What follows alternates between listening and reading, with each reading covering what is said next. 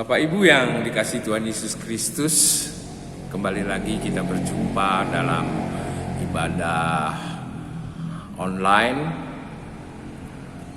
ibadah rumah tangga yang dilakukan kita pada saat ini.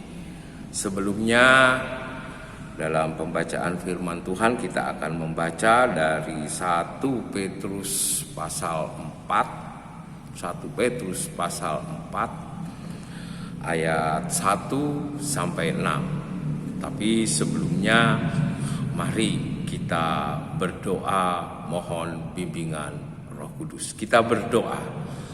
Bapa kami yang di sorga, terima kasih kesempatan kembali Kau berikan bagi kami untuk mendalami firman. Berkati kami Tuhan dengan Roh Kudus-Mu, untuk kami dapat memahami firman yang akan kami baca. Berfirmanlah Tuhan, kami sudah siap untuk mendengarnya. Di dalam nama Yesus kami berdoa. Amin. Ibu Bapak, mari kita membaca firman Tuhan pada malam hari ini dari 1 Petrus pasal 4. 1 Petrus pasal 4 ayat 1 sampai 6 yang demikian bunyinya. Jadi karena Kristus telah menderita penderitaan badani, kamu pun harus juga mempersenjatai dirimu dengan pikiran yang demikian. Karena barang siapa telah menderita penderitaan badani, ia telah berhenti berbuat dosa. Supaya waktu yang sisa jangan kamu pergunakan menurut keinginan manusia, tapi menurut kehendak Allah. Sebab telah cukup banyak waktu kamu pergunakan untuk melakukan kehendak orang-orang yang tidak mengenal Allah. Kamu telah hidup di dalam rupa-rupa hawa nafsu, keinginan, kemabukan, pesta pora, perjamuan minum, dan penyembahan berhala yang terlarang. Sebab itu mereka heran bahwa kamu tidak turut mencemplungkan diri bersama-sama mereka di dalam kubangan ketidaksenonohan yang sama, dan mereka memfitnah kamu. Tetapi mereka harus memberi pertanggungjawaban kepada Dia yang telah siap sedia menghakimi orang yang hidup dan yang mati. Itulah sebabnya maka Injil telah diberitakan juga kepada orang-orang mati, supaya mereka sama seperti semua manusia dihakimi secara badani, tetapi oleh Roh dapat hidup menurut kehendak Allah. Sampai di sini pembacaan firman Tuhan. Terpujilah Kristus. Haleluya. Ibu Bapak yang dikasihi Tuhan Yesus Kristus, ada pandangan yang menyatakan bahwa surat ini ditulis pada tahun 62 dan 64 Masehi untuk memberikan semangat bagi jemaat Kristen yang tinggal di 5 provinsi Romawi di Asia Kecil, atau sekarang Turki yang kita kenal, agar bersiap-siap menghadapi penganiayaan orang Romawi di bawah pemerintahan Kaisar Nero. Konon peristiwa kebakaran di kota Roma yang dilakukan sendiri oleh Kaisar dijadikan alasan untuk melakukan penindasan dan pembunuhan terhadap orang Kristen. Nah, dalam penderitaan yang dihadapi, mereka tetap bersukacita karena sekalipun menderita, mereka tidak sendiri, karena dalam iman Tuhan Yesus hadir bersama-sama dengan mereka. Namun ada pandangan lain yang mengatakan bahwa surat 1 Petrus ditulis pada akhir abad pertama, tahun 90, karena semua masalah yang muncul dalam kitab 1 Petrus justru berhadapan dengan masalah kehidupan orang Kristen selaku pendatang di tengah-tengah tetangga-tetangga mereka yang kafir.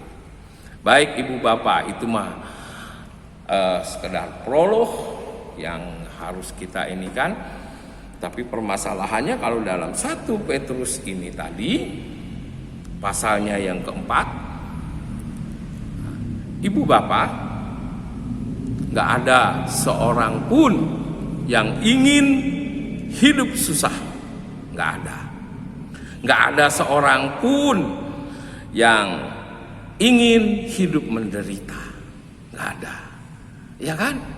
Ibu Bapak gak mau menderita, apalagi saya juga sama gak mau menderita. Tetapi Ibu Bapak seringkali penderitaan memang gak bisa kita hindari. Dia akan datang. Dia tidak bisa kita hindari ketika dia datang. Ketika hal ini terjadi, Ibu Bapak, maka nasihat Rasul Petrus dalam bagian ini patut kita perhatikan. Banyak kan kejadian-kejadian dalam kehidupan kita, hal-hal yang tidak teringinkan terjadi. Padahal kita sudah berbuat baik, kita sudah melakukan apa yang benar secara universal, tapi tetap kita dipersalahkan. Tetap kita menderita, ya. Nah, dalam hal ini Petrus secara khusus mengingatkan kita saat ini. Ya, Petrus saat menulis dia mengingatkan jemaat saat itu. Nah, Alkitab sangat up to date. Dia bisa digunakan untuk sekarang ini. Nah, karena itu Rasul Petrus secara khusus mengingatkan kita untuk memelihara hidup kita dalam kasih dan perdamaian dengan semua orang. Sekalipun kita tidak diperlakukan dengan baik oleh mereka. Karena memang itulah yang dikehendaki Allah bagi kita. Memang orang yang berbuat baik tidak seharusnya menderita. Tetapi Rasul Petrus mengingatkan bahwa sekalipun kita telah melakukan apa yang benar dan baik sesuai dengan kehendak Allah, namun tetap harus mengalami penderitaan, maka hal ini bukanlah hukuman Allah. Kadang-kadang kita selalu mengaitkan semuanya apa yang saya sudah melakukan ini semua, tapi tetap hal itu terjadi, penderitaan itu terjadi dalam kehidupan kita. Ya, sekali lagi saya katakan bahwa itu bukanlah hukuman dari Allah, melainkan sebuah kesempatan yang diberikan oleh Allah untuk memurnikan iman kita. Aneh ya, kayak gitu. Itu terjadi untuk memurnikan iman kita.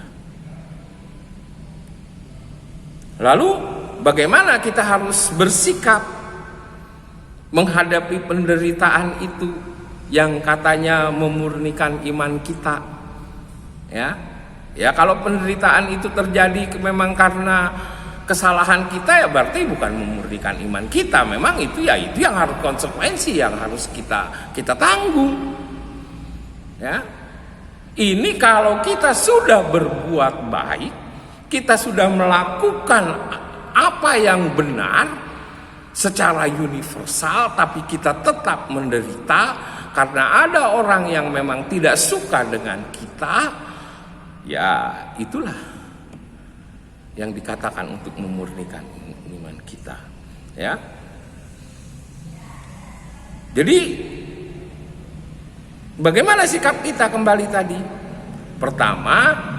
Sikap kita yang pertama, kita harus berbahagia dan bukan takut atau gentar. Kita harus berbahagia, bukan takut atau gentar. Ini terjadi. Ya. Memang ini diizinkan terjadi. Penderitaan itu diizinkan terjadi oleh Tuhan Yesus, maka kita jangan takut, ya, atau gentar. Kita harus berbahagia untuk membuktikan memang kita adalah pengikut Yesus. Memang Tuhan Yesus ajarkan kita seperti itu. Ibu bapak, ini bukan berarti kita mau mati konyol, ya, enggak. Kita memang seperti itu diajarkan oleh Tuhan Yesus Kristus. Ingat, Tuhan Yesus katakan pembalasan itu adalah hakku, bukan hak kita. Bukan berarti kita orang mencaci maki, kita balas lagi dengan mencaci maki. Berarti kita tidak memuliakan Tuhan dalam kehidupan kita. Ya, memang sebanyak orang lagi yang mengatakan kalau kita terus mengalah konyol, mati kita konyol. Ya, kalau memang itu harus terjadi, boleh buat. Ya. Kembali tadi yang saya katakan bahwa kita harus berbahagia. Ya, dan bukan takut atau gentar. Karena saat kita menderita karena kebenaran, bukan karena kita berbuat jahat, maka penderitaan itu merupakan suatu pengorbanan yang diperkenankan oleh Tuhan Yesus. Ya, bukan tidak ada hal yang lain yang lebih indah selain dari hidup yang diperkenankan oleh Tuhan Yesus. Ya, sekali lagi saya katakan, penderitaan merupakan suatu pengorbanan yang diperkenankan terjadi dalam kehidupan kita oleh Tuhan Yesus Kristus. Nggak akan ada yang lebih indah kalau Tuhan Yesus memperkenankan kita, berkenan pada kita untuk menghadapi semua itu. Kedua, ya, kita harus tunduk kepada otoritas Kristus sebagai Tuhan yang memegang hidup kita, bahkan menguasai kehidupan semua orang, sehingga kita semua dapat mempercayakan diri kita dalam tangannya. Itu yang saya katakan tadi. Pembalasan itu adalah hakku, bukan berarti kalau kita dicaci, kita balas lagi dengan hal yang seperti itu. Ya.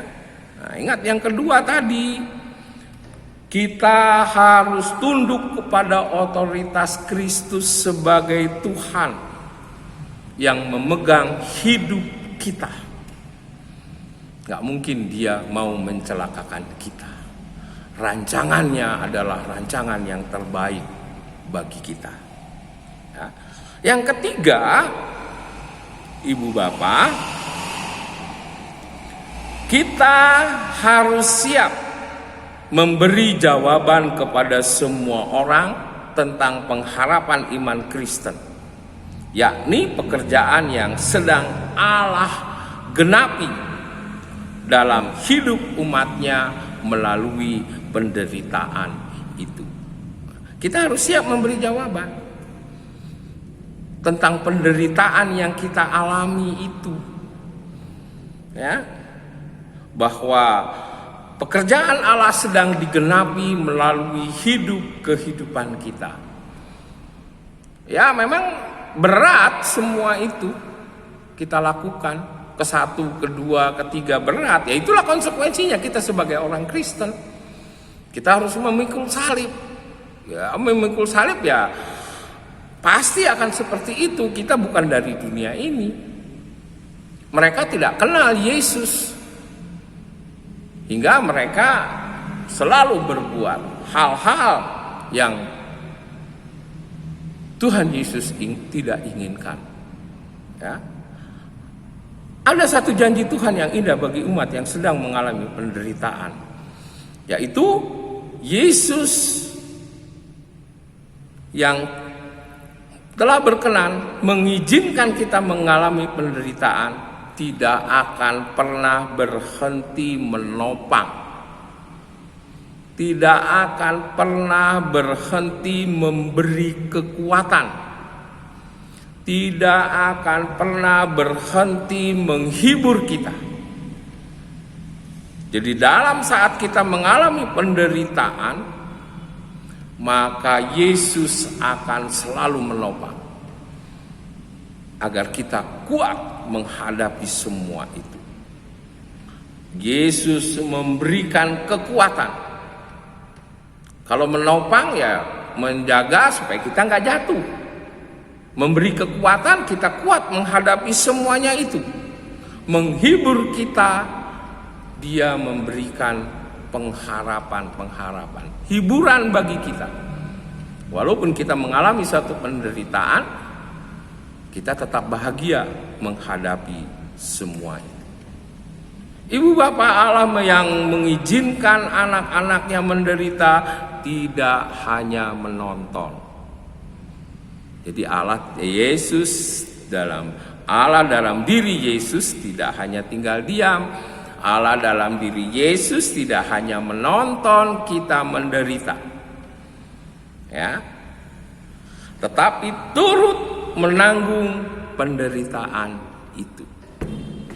Selain Dia menopang, selain Dia memberi kekuatan dan menghibur kita, Dia juga turut menanggung penderitaan itu.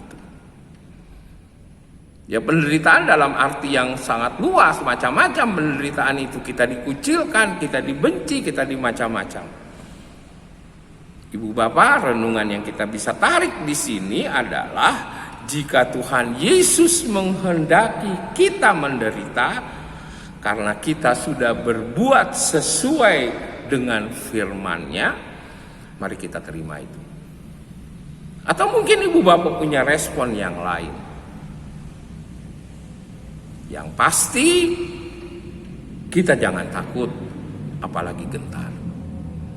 Karena dalam penderitaan yang kita alami itu, Yesus menopang kita, Yesus memberi kekuatan pada kita, bahkan Yesus menghibur kita. Bahkan ibu bapak, Dia tidak hanya diam saja, Dia juga ikut menderita dalam penderitaan yang kita alami. Maka dengan demikian, nama Tuhan akan dipuji, dimuliakan di tengah-tengah kehidupan kita. Karena kita tidak melakukan apa yang harus Allah lakukan dalam kehidupan kita. Bahwa pembalasan itu adalah hakku, bukan hak kita. Maka kita serahkan semua penderitaan yang terjadi dalam kehidupan kita kepada Tuhan. Tuhan memberkati kita. Amin. Ibu bapak, mari kita satu dalam doa syafaat. Kita berdoa. Bapa di sorga, terima kasih untuk firman-Mu pada malam hari ini. Kami akan menderita yang kami tidak lakukan. Dan kami yakin percaya Engkau menyertai kami.